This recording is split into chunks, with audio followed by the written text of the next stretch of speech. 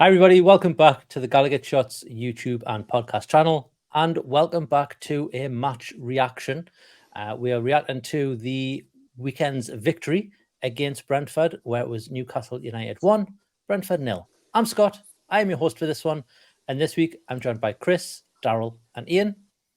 Boys, we'll jump straight into it. Daryl, mate, we did the match preview for this game, and we made a couple of predictions about the starting lineup, but obviously, when we actually got the lineup, there was it 5 changes in total? I think five in total. Yeah. Yeah. So do you want to just kind of give me your initial response and reaction to what we saw when it was announced? Yeah. I originally thought that 5 might have been one too many. Well, 1 or 2 too many changes. To be fair, I think we've seen in the past when Eddie's made changes, he hasn't really made many more than 3 at a time. So to see the full 5 was quite a surprise to me. I mean, obviously some were necessary. We went into the game. We didn't know the news about Joe Linton having been over to Spain to have treatment on his knee that's going to keep him out for a little while. So that one was forced. I understand the tactical reasons for resting Isak and Almiron. And again, in midfield, Longstaff brought in for Tonali, who was doubtful for the game, but even though he made the bench, but we never saw him, which I thought was a wise move not to bring him on, even though it looked like we probably could have needed him towards the end of the game. To keep him fresh for the game on Tuesday. But yeah, I mean, I thought 5 was too many, but in the end, it turned out to be all right. And you know, they all did fairly well. Yeah, it was a weird one, Kris, wasn't it? Because obviously, like Sven Botman returning, you can't really class that as a change, although it was obviously changed the lineup, but that's like just back to formality. And then the middle was kind of a forced hand because you had Longstaff and Anderson coming in for Joe Linton and Tonali. And then I think up front was probably the biggest surprise for a lot of people with starting Gordon and Barnes on the left and right. So I think if we look at like so the main man up top, Wilson, I've said this a couple of times that you're not shocked if those switch and alternate because you can see that week in, week out. I think that'll just continue for the rest of the season. The likes of Callum Wilson and Isak swapping around. But yeah, I was shocked with like you said, the lads out wide. Gordon obviously having a great start of the season so far. Weren't going to drop him. They just shifted him to the other side. Then Barnes came in. I think I know Eddie Howe always says that he's looking at the next game. I think he's probably had one eye on that game coming up in Milan as well, and thinking we need some of the lads fit for this one, especially with the injuries to Joe Linton, already missing key players for that tie. So I think he's been very tactical with his side. He took some risks, mind. And I'm not going to lie, I was worried at times in that game with especially with the midfield yet again. But it was fine in the end. It was. Obviously, we've talked about Wilson up front, swapping for Isak. Iain, do you think Isak's going to be our Champions League starting striker and Wilson's going to be the one who covers on the Premier League? Or do you think it was just a round-robin thing where Isak played the last one and Wilson comes in for this one based on form? A little bit of both. I think probably more of, I think Isak will be your starting striker in the Champions League. But I think given Wilson's form and how he performed against Brighton, obviously got the goal, it made sense to put him in, particularly obviously with the game coming up on Tuesday. It wouldn't surprise us at all to see Isak go back into the starting 11 on Tuesday. But it's a good option to have. Like Wilson's not. It's not like we're bringing on, no disrespect on Kris Wood. He's like an international striker. He's top goal scorer last season. So literally no bother in either of them starting, to be honest. But I agree with Kris. I thought Harvey Barnes was the surprise addition. Everything else sort of was almost forced across the midfield, and then just made sense bringing Botman back. It was nice to have that back five back mind. Oh, it was. It was like honestly, it's just a sigh of relief when you see Botman's name on that team sheet because we were unsure if he was going to be starting. And when he came back in, you think, thank God for that, because we looked at shambles the week before. Yeah, especially with obviously the game on Tuesday, you think would Eddie Howe maybe rest him or maybe bring him on second half if we need him, and start Lascelles or even move Dan Burn back across like Target like he's done in the past. We'll jump into the game. It started a bit end to end, Daryl. It was kind of, we were attacking, they were attacking, and you thought, oh, hang on, this could be one of those games where it's just going to be non-stop. But I want to touch on one particular part right near the beginning. I think Bruno gets the ball outside the box and everyone's telling him to shoot, and it just doesn't drop from him. And I think it's Wissa who kind of barges into his back, and you expect that to be a foul, and then they break, and it turns into them having a pretty decent chance to start with. Yeah, you know, when you see the highlights back and you see that tackle, you think, oh, you know, I mean, at the time, I didn't really give it much thought of it being a foul. And then obviously when you see it back, it looks a bit more heavy than it was.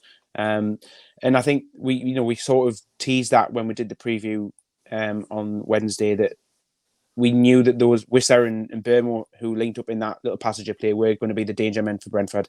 And he did. Once he got that barge on Bruno and won the ball, he did turn and he was literally running at them, and it was a struggle for us to begin with at the start of the game for that pace. And to be honest, I was sat up in the back end of the Leeds and I saw him miss the chance at the back post, and I thought, how has he missed it? It seemed to be laid up on a plate for him, and he just didn't get to the ball. But that wasn't the only instance in the first half, I would say, for those two as well. They were very dangerous in the wing, and I think Dan Burn struggled for a little bit with Burmo, and I think the right back was getting up there with them as well. And it was really causing Dan Burn a few problems. And Brentford were exploiting me in the first half like that. They were using the pace and the press. It was causing us issues, and we dealt with it fairly well. But you know, I think we've said just there about it not being a foul or whether it should have been, and etc. But that's another story entirely, because you open up the box of Craig Pawson, and it was just a shambles from him for most of the game today. Absolutely shocking, Daryl. It was one of the worst I've ever seen, and everything you honestly, every single time a Brentford player just went to the ground. Well, sometimes they didn't have to go to the ground, mate. Yeah. Everything was going in their favour. It was an absolute shambles of performance from the official there, like from start to finish. Yep, and unfortunately, we've seen it quite a lot from him. We can only really look at our own games because that's all you really watch. But it seems to be a common thing with him against us. And I'm not getting my tinfoil hat out or anything like that. But things do need to change, I think, with the officials in this, because it's been a shambles all season for everybody. Iain, mate, that particular instance, if Brentford had scored, do you think VAR would have went back and look at that foul and maybe would have ruled it out? I think there would definitely be a shout for it. I was up in arms, and Joey got like absolutely shit himself, because to me, like, it just if you take where, say, a defender's got his back to goal in the corner and there's the slightest bit of touch and he goes down, he gives a foul. Wissa literally body checks Bruno, and it's not. Again, I'm not in the camp of it's a conspiracy because it's against Newcastle, but I agree with Kris. Literally every time Brentford went down, it was a free kick to them. It was like, what have we got to do? Even the Trippier one at the end of the first half, like he's going to be cleaned through. And I'm sure I've seen someone in the members chat say Trippier's boot was ripped because he had his foot stood on. The one in the second half where I can't remember, it might be Onyeka who came on, might be Longstaff that held him off, literally on his chest, and he went down rolling around holding his face and stopped play. Like, it was just really, really frustrating, and that's not to even get on the big talking points. I thought it was a really, really poor performance by the officials again. Midway through the first half, Iain, where I think it was just a coming together between Longstaff, and I can't remember who, but Longstaff got the ball first and tore it away, and just instantly Pawson just free kick to Brentford, and everybody's like, how is that possibly a free kick? Never mind a free kick to them as well, because Longstaff, yes, it was a coming together, but he got the ball. Like, clearly got the ball from way up, what I could see. And it's just, like I said, there was no real flow to the game because every opportunity that he got, he stopped. Yeah. I was going to touch on this, Kris, because on the TV, it seemed like probably, from 10 minutes to about the 30-minute mark, maybe it's a bit longer, it seemed to go a bit flat. Not just on the pitch, but the entire stadium just went quite silent. Now, one thing I noticed yesterday was Sky were playing a lot with the audience sound, because I noticed in the second half, they upped the volume of our chanting midway through a chant. So they're obviously suppressing that and playing it how they wanted it to look like. But on the TV, it looked like it was a pretty flat atmosphere throughout, I think chunks of that first half. I think Daryl will be in agreement, obviously, with him being there as well. And I think as the game went on in the first half, you could kind of see the game slipping a little bit, and those sort of individual mistakes were creeping back into the game. And we're just on the back foot because of our own mistakes. And it seemed like every loose ball was falling to Brentford as well. Yeah. And it was just, I think it was more of a frustration thing. But I think there was times in the ground where it did dip in volume, and I think it was just nerves because that was a huge game against Brentford. It really was. I know it was so early in the season, but it was a massive game after the start we've had. We needed to pick all 3 points up. I think the Strawberry Corner got louder towards the end of the first half because that Anthony Gordon chant just kept on going and going because obviously he was over this side quite a bit. There was a period where I think there was a challenge where it was just when their player got substituted off, and Gordon was in this corner. Then the chant in that corner was loud at that point. But I think it was more nerves with the atmosphere. Yeah, I would agree. Yeah, there was a chance for Bruno, Daryl. Yes, I think probably around 40 minutes with the header. I think just to step it back, it was Shaw took a long range shot. And can I just say, I'm sick of hearing everyone shouting shoot whenever one of our players gets the ball 40 yards out. I know Fabian Shaw's capable of it, and yeah, it led to a corner this time, but it's Scott Longstaff had it just after the halfway line. He did. Yeah. Gallowgate was shouting it, man. Yeah. What are you doing, man? Do you know what it is though? I understand why that happens though, because Brentford were letting it drop to Shea, and on a couple of occasions Longstaff, they were letting it drop and they had the space outside the box, which not necessarily as far back as we've just mentioned, but a little bit closer, which is well within their range and their capabilities of scoring from there. So I didn't really have much of a problem with Shea when he took the shot which led to the corner. But on a few occasions there was quite rightly people shouting for Shea to have a go, and I think he hasn't scored his one season worldie yet, so it's due.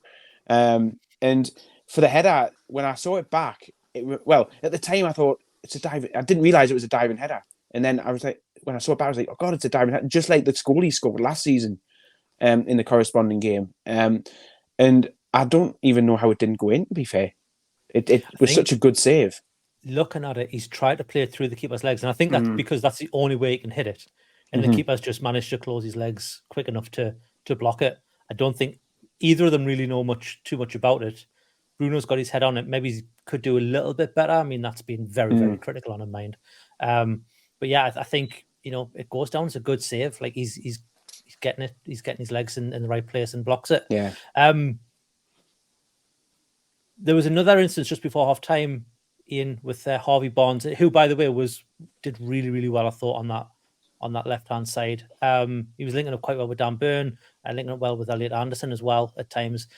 He's taken on players, and you don't get the flashiness of St. Maximin with Harvey Barnes where he's doing step-overs, but he's got the same results where he can take 2 or 3 players on and end up with the ball, and he whips across in just before half-time where, again, I think Flecken gets a hand to it. Yeah. But you've got Wilson and Gordon bearing down on him, and unfortunately nothing comes of it that time, but I think he's slowly learning how to play with Callum Wilson, and he's slowly learning, when he needs to cross and when maybe he can take a shot. Yeah, we've seen that sort of in the first 2 home games against Villa and Liverpool, where he's had chances to play Wilson in and held on to it, or he's been caught in 2 minds. But I thought, by all accounts, that not just him but the whole team up until that 30-minute mark were poor. It was very tentative. We didn't look like we knew how to break them down. Notoriously, we've struggled with teams like that, but it just seemed like everyone was scared to make a mistake in case it got punished, even in sort of their final third. But I thought at the second half, Harvey Barnes grew into it really well. I thought he played quite well, and then Gordon, for me, is a shout for man of the match on the other side. I think in the first half particularly, he was the only one that was looking to drive forward and get at players. But just going back to the instance. It's a really, really good ball in, and you're right, the keeper gets a hand in, which just takes it away from Wilson, and I think Gordon's just arriving a little bit too late.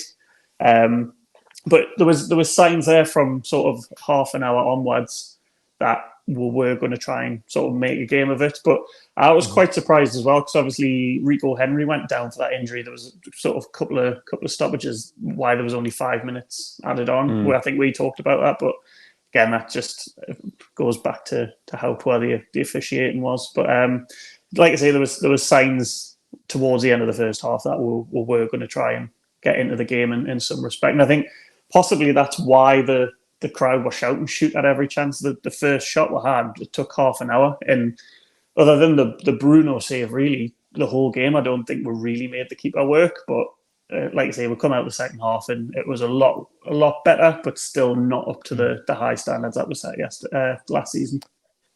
Well, it goes away 0-0 half time, Kris, and then second half, I think we just come out the gates running, don't we? We're just at them all the time, and we'll touch on the disallowed goal now, and it's Barnes again, who's got the ball on the left, plays it to Bruno, who does very, very well to find Trippier with a cross-field pass, who then he crosses it in, it's flicked in by a Brentford defender, and then, keeper's just flapping at it. He hasn't really got a clue what's going on.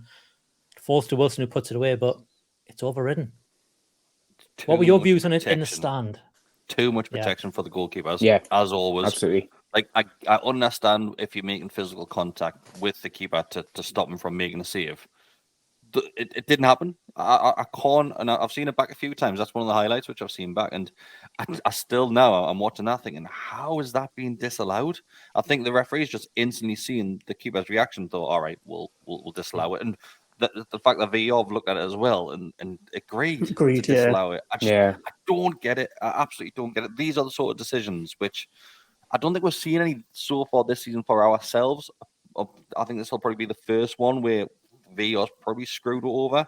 Luckily, it didn't have an impact on the overall result. But you're seeing these sort of instances even more this season.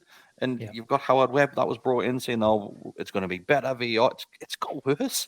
Like, it really has. I don't get how they can look at that and rule that as disallowed. All Wilson's doing is literally just holding his ground. Like, he's bracing for impact. Like, there was a couple of people, I think Joe said, it looks like he's pulling his arm down. He's not. He's literally just holding himself so he doesn't get barged off.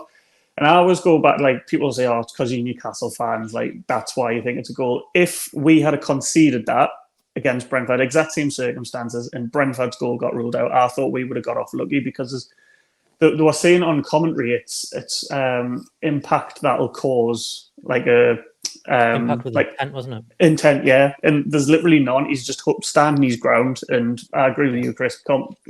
Far too much protection. If that was the other way around, I would be furious at Nick Pope there, for not getting rid of the ball, for not carrying it, because he's got loads of space, he's got plenty of time. It's not a difficult catch or anything like that. He doesn't really make contact. Does he even make contact with the ball? No, he flaps at it. It's just really, really weak goalkeeping. And like you just said there, if that was Pope, Pope would have went through the striker to try and get that ball, and he just goes into him and bounces back, and it's just ridiculous. I think just cannot believe how it wasn't before that the ball comes in and the keeper palms it away when he could have just let it go out. And I think that's still going through his mind. Right, I've made a mistake here, and then the ball comes in again. He's like, I've got to do this again. Like, I haven't composed myself, and I think that's what's come from. I think for the decision, had the keeper not have disallowed the goal, I don't think VAR overturns it.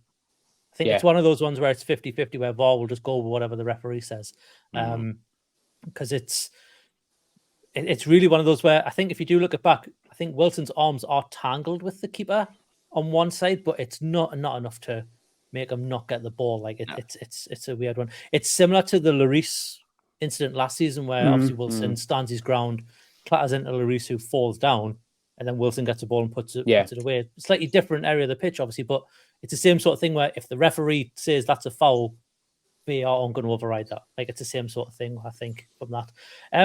But a few minutes later, Daryl, we get a penalty. It's another great bit of play with Barnes, who at that point he was flying. I think he gets the ball in the middle, but he's forced out wide. Takes on a couple of players and then whips a ball in. There's no one there. There's absolutely no one there to get it. But then Anthony Gordon's arriving late, and he sees that he can maybe get the ball. He does very, very well to get himself in front of the keeper. Yeah. I don't think personally the keeper knows anything about it. He's just sees he's going for the ball, and then there's a player in front of him the next time he looks. I mean, it's a superb bit of play by Gordon. I think the defender tries to play it out, and the goalkeeper's just trying to shield it. But Anthony Gordon is so quick off the mark, and he just gets there. And like you say, I think he does catch the keeper off guard when he comes in. And I think I'll say this now. I think Anthony Gordon will win us a few more penalties like that in the season going forward. And the arguments are there that the ball was either out of play or he wasn't under control or whatever. But he comes into Gordon, and Gordon, he goes through Gordon. It's a foul. It's easy enough to give as a penalty. I have to say I do feel a little bit for Brentford because they had something vaguely similar in their first game of the season against Spurs when the keeper took out the striker after he had taken a shot and the penalty wasn't given. So I understand why they're a little bit annoyed that we got that and they didn't get theirs at the start of the season. But I think the key thing to remember at this point as well is we've talked about the referee before, but one of the first things he was trying to clarify when he went over to eventually make that decision was whether or not there was contact on the ball from the goalkeeper. I think you can when you watch the highlights back, you can sort of see him mouthing it. And I don't know if he's in conversation with his assistant or if it's in conversation with VAR, but he's definitely trying to work out if contact's been made with the ball or if contact's been made with Gordon or whatever. He's definitely trying to establish that point before he then turns around and says, yeah, it's a penalty and blows up for the spot. Can I be honest here?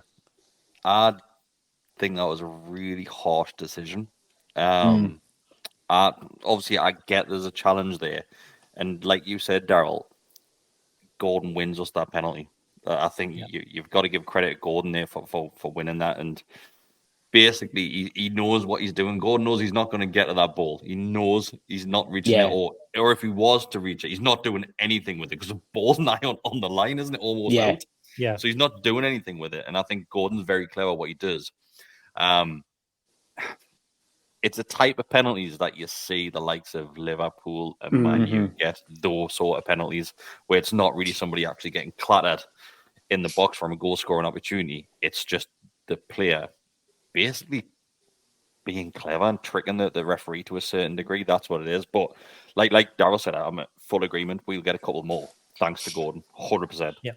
I wonder if his decision me was... of the, Sorry, Scott. I wonder if his decision was slightly influenced by the fact that he disallowed a soft goal. Potentially. I think just thinking that. I think they were saying it's the linesman that actually gives the penalty. So I don't think he was going to.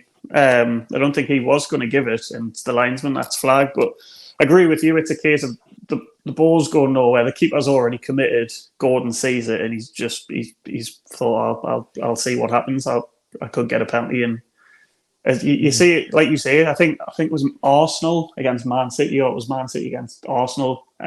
Something similar happened, and you see it happen to the big clubs. And again, Brentford, going back to what Daryl was saying, seeing that instance this morning, for me, they should have had a penalty. So I can see why they are frustrated, because they've been told because of a ruling or because of the sort of what's transpired in their instance against Spurs, that's why the penalty wasn't given. So you would expect consistency. But again, just goes back to how terrible the officiating is in the Premier League. But it happened to us a couple of seasons ago, didn't it, with Ryan Fraser against Man City? Against Man City, yeah. It wasn't given a penalty because the ball wasn't in an area where it was a goal scoring opportunity, and you could argue this was worse. Like Kris said, the ball was going out. But like I say, we got the penalty, and Kris, Callum Wilson, I mean, you'd put your mortgage on that 20 times over, wouldn't you, for him to put those away? It's bread and butter for him, this. Honestly, when he's stepping up, he's just going to bury that. Of course he is. Still a penalty. I hate every single penalty which Newcastle United get because it scares the living daylights out of us, mate. I hate that feeling. What I do want to highlight, though, there's a couple of players. So Trips does what he normally does, gets the ball.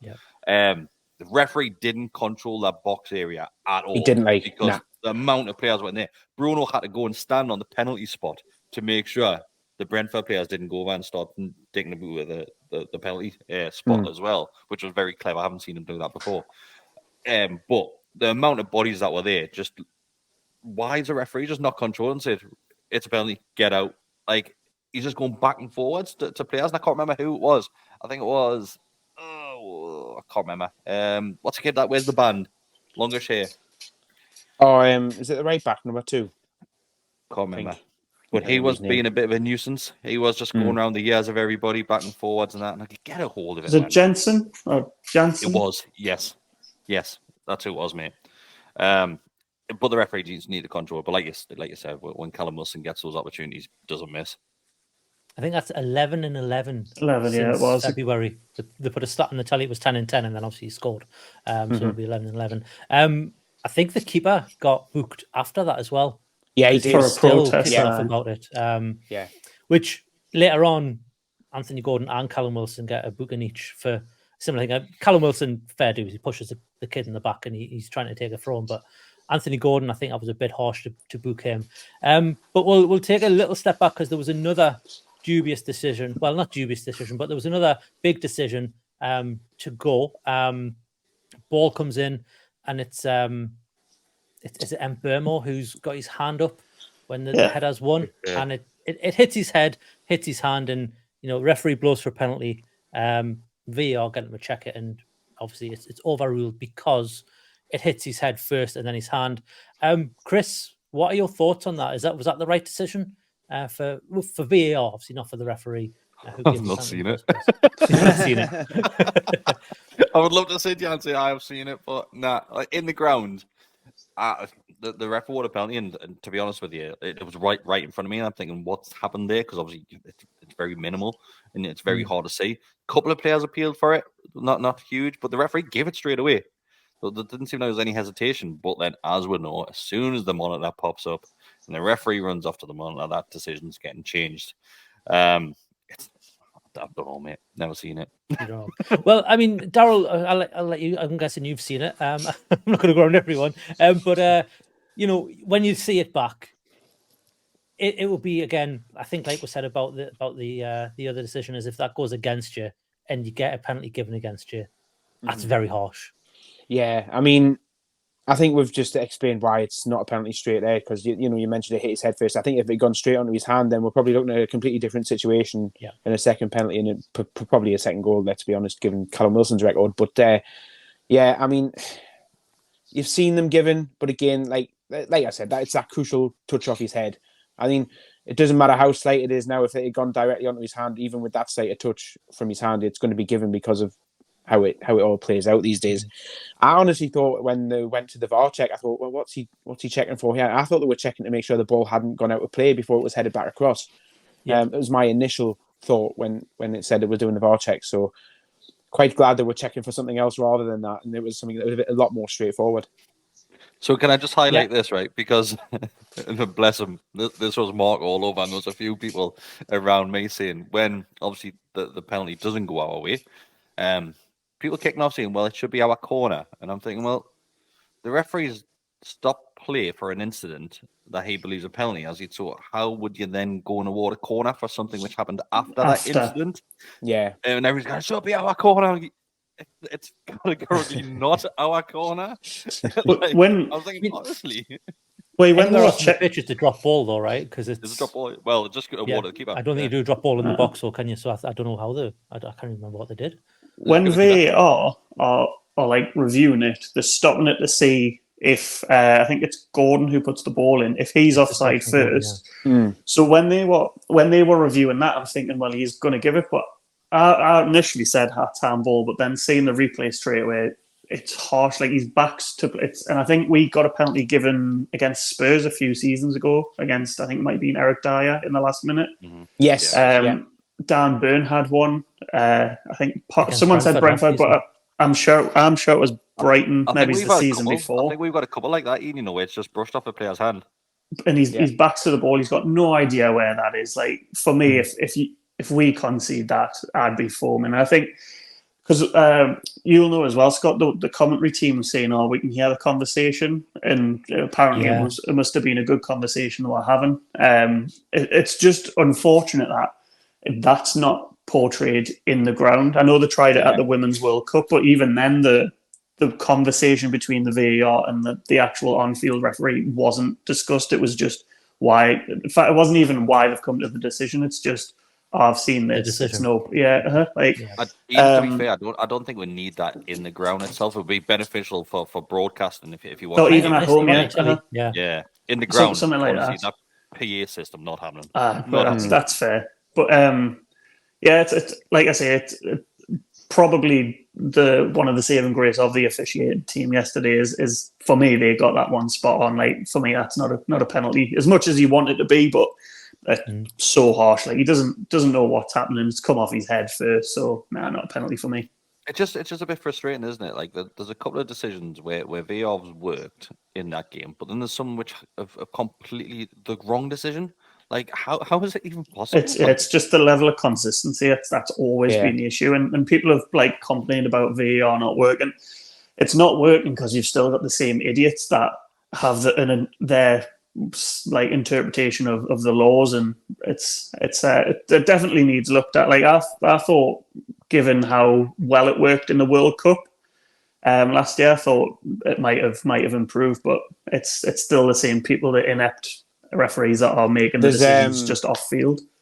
There's a great example of that from yesterday when I was sitting with Mark after the Liverpool game had finished, and they put Soccer Saturday on in the pub, and oh no, it was in the ground. Sorry, I was in the ground watching it, and it was Merson and Mike Dean arguing over the penalty.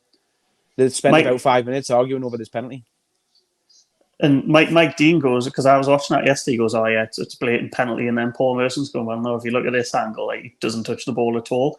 And then Mike Dean like sort of realizes he's made, and I've seen it. For me, I thought it was a penalty, but then similarly, Andy comes across this morning and says that it was a fair tackle. So obviously, we don't get we haven't officiated, we haven't played the football at a decent level at all. But like, you would expect people that's like their job to be shit hot on this, and they're still getting basic things wrong. Well, it finished 1-0. It was a needed win, as I think we alluded to at the start of this. Kris, mate, man of the match. You Gordon, probably pick one of many. Yeah, Gordon, hands down. I just want to say Bruno was better than what he has been this season. Do you know what is it? Then he goes back to the argument: is can he play with Tonali? But God knows that's for a whole different show. That one. Yeah. But yeah, I think Bruno was better. Not the best Bruno which we've seen, but better than what he has started this season. But you've got to look at Gordon.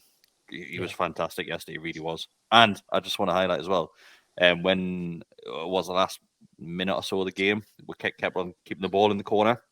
Him and Wilson, he was absolutely loving that Gordon chant. Like, he had a big smile on his face. He was like nodding along like this when everybody was singing the song. He was absolutely loving it. But yeah, like Gordon, I think Gordon's probably been player of the season for us so far. I know only a handful of games in, but like hands down player of the season for me. Yeah, Iain, do you agree with that man of the match decision? Yeah, for me, it was a toss-up between him and, although I didn't think Bruno started that well, I thought there was times where he got caught on the ball. There was times where he looked a bit slow, but yesterday we're seeing him more driving forward, and he's picking his weight of his passing, and sort of the option. He was choosing the right option every time. But yeah, Gordon for me was the bright spot, because for all that we won, I don't want to be negative. I don't want to end this on a negative. It's 3 points and we've grounded out, but I still don't think we were particularly great. And other than the Bruno header in the first half, I cannot really remember their keeper having to make a save. There's little parts of the game that we still need to improve, but like I said, much better than the Brighton performance. We've got 3 points. But yeah, I'd agree. I'd go with Gordon for man of the match. Daryl, mate, your man of the match? Yeah, hat-trick for me, Gordon. Again, I don't think, we don't win that game without him winning us a penalty, and that's such a vital contribution amongst everything else that he was doing, especially towards the end, like Kris said, by taking part in the housery in the corner, by keeping the ball there. He moved around the pitch really well, did his defensive duties as he should have done, especially in the first half in front of us. But not in front of us, in the second half in front of us, he was getting back to help Trippier out at times. And I think, his movement up front was really causing them problems in the first half. He was really attacking Rico Henry, and he gave him a hell of a time down that wing. And yeah, I mean, he was by far, I think, the best player on the pitch. Yeah, I agree. I think obviously there's a lot of players in contention, but obviously Gordon nicks it just by what he does. I do want to give a shout out to Dan Burn though. I thought Dan Burn did very, very well after, he's had a lot of stick over the past couple of weeks, I think, for, his speed, and then obviously being forced to move back to centre back and whatever. There was a bit yesterday, I think, late on in the game where Brentford had a break, and then Botman and Shaw are, I think, caught on the heels a little bit, and the players through, and Burn just runs across the field and gets to him 6-yard box, and he just, to be honest, if Dan Burn's running at you, I think you shut your pants a little bit. I think that's the player. I think Longstaff leaves. Longstaff gives it away. Yeah, loses it. Yeah, then Burn, you're right, Scott. He absolutely just goes flying into that. Does. Luckily, I think he's done well. I think Bruno as well. I said in the group chat, I don't think he put a pass wrong first half. Maybe it's 1 or 2 little ones where they were, deflecting. But I did check, and he was on 91% pass completion for the first half. So, he's following on his form from Brazil. in the week. Does anybody want to add anything before we wrap this up? I will, and I'll just give a big shout out to a couple of the Brentford players as well. We mentioned Burmo and Visser in the preview and at the start of this. I thought they were really good. I thought Ethan Pinnock at centre-back had the better of Wilson for most of the game aerially. He was winning everything that was put into the box for a good period of time. And I think they'll go on to have a fairly decent season like they did last season. I think they'll be quite consistent in how they get on. Not the biggest fan of Frank having a bit of a moan afterwards. Especially after everything. Again. He had a bit of a moan, especially after everything he said pre-match about her as well. He was quite complimentary pre-match, and then he goes on and has a moan. I understand, I suppose, because he was moaning more about the penalty decision more than anything else after, and he made reference to the one that they had against Tottenham that wasn't given. Right. Okay. But he was moaning about the ball boys as well, wasn't he? Not giving the ball back to the players and he wants to have a word with his own players in the first half. I know. They were slowing down. Yeah. There was a great little moment in the second half as well where the ball went out and Murphy was warming up and he went to crouch to catch the ball and he just stood and he just let it roll past him. There was another incident where Murphy was warming up on the sideline, the ball went out, and the ball that's on the little cone that next to the ball, he kicks it away. He didn't get seen by the referee, but he kicks the ball away. And then he's like looking around as if like, I don't know what's going on there. Yeah, I saw that on the tally. But we'll wrap that one up for another week. We go into this one. We leave this one with 3 points heading into probably one of the most important games of the season so far, and that is the AC Milan, not the Madrid Champions League fixture on Tuesday. We will be doing a preview for that. We're recording that later on today, so keep an eye out for that. I cannot wait. I'm really looking forward to Tuesday night. That's Champions League music. With a Newcastle crest on the screen. Still feels surreal, doesn't it? I can't believe it's so quick. I can't believe it's here already. But yeah, there we go. And I have to say, God knows wherever the hell Harry is flying around Europe on his trek to get. hang on. Right, I think we need to address this at some point, right? Because Harry went to the airport yesterday after the game. Last night, he did. Yeah, right. Where's he going? So his route is from Newcastle to Dublin, Dublin to Dusseldorf to Milan. But he had a 5-hour layover in Dublin. He gets into Milan, I think, Monday afternoon. He said, and then flying back. I think it's. Milan to Paris to Leeds. Paris to Leeds, that's right. And then he's got to get the train from Leeds to Durham. Fair play to him. With a backpack and his laptop and maybe a couple of pairs of kegs. Fair play to him. He's living the absolute dream. He is like... Yes, if you haven't listened to this week's Canny Chatter, he goes into it in a lot of detail. And he's a bit nervous about the whole thing, shall we put it that way? But it's good. But like I said, along with Canny Chat, there's other content as well coming up. There'll be the Always Smiling Faces podcast tomorrow. We'll do a match preview for Milan. It will be a reaction to that, no doubt, as well. And then moving on to next week's games as well. Boys, thanks very much for this one. Can I just say, Scott, as well? I haven't done it on this, all right, because I'm saving myself for tomorrow. I am going to have the biggest rant I've ever had about this bloody ticketing system tomorrow night on the podcast. No. Because I didn't want to bring it up because we wanted to keep this one short. I had a few drinks last night and I was biting at people on social media. I'm going to have a rant about this tomorrow. Well, there you go. Digital tickets, do the work, do they not? Find out tomorrow on the Always Smiling Faces podcast. Boys, thanks very much for this one. Enjoy the rest of your Sunday. Thanks, everybody, for watching. We will see you all in the next one. Ta-da.